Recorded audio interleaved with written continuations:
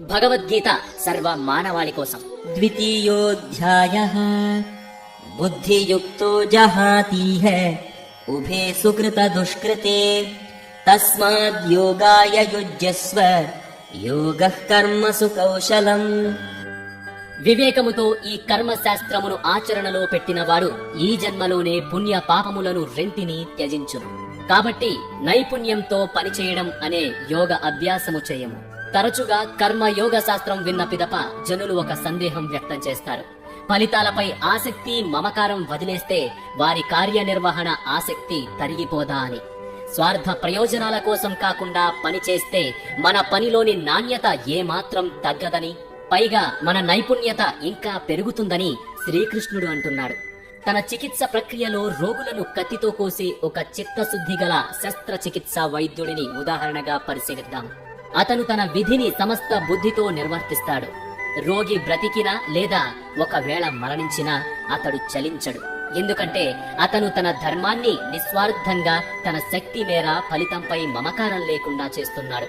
కాబట్టి ఒకవేళ శస్త్రచికిత్స ప్రక్రియలో రోగి మరణించినా అతను హత్య చేసిన భావాన్ని పొందడు. కానీ అదే వైద్యుడి ఏకైక బిడ్డకి శస్త్రచికిత్స చేయవలసి వస్తే అతనికి ఆ పని చేసే ధైర్యం ఉండదు. ఫలితముపై ఉన్న మమకారం వల్ల శస్త్రచికిత్స సరిగా చెయ్యలేనేమో అని భయం ఉంటుంది.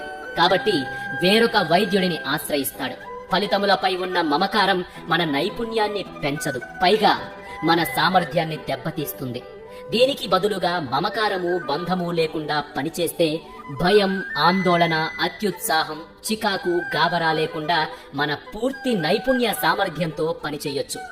అదేవిధంగా అర్జునుడి వ్యక్తిగత ఉదాహరణ కూడా ఫలితములపై మమకారం విడిచిపెడితే అది తమ సామర్థ్యం మీద ప్రతికూల ప్రభావం ఏమీ చూపదని తేటపరుచుతున్నది. భగవద్గీత వినక ముందు అర్జునుడు రాజ్యం కోసం యుద్ధం చేయగోరాడు. శ్రీకృష్ణుడి ద్వారా భగవద్గీత విన్న తరువాత అతను భగవంతుని పట్ల కర్తవ్యంగా శ్రీకృష్ణుడి ప్రీతి కోసం యుద్ధం చేశాడు. అతను అప్పటికి వీర యోధుడే కాని తన అంతర్గత దృక్పథం, ప్రేరణ మారిపోయింది. తన కర్తవ్యాన్ని మమకార బంధాలు లేకుండా చేయడం అనేది అతన్ని ఏమీ తక్కువ సామర్థ్యం కలవాడిని చెయ్యలేదు.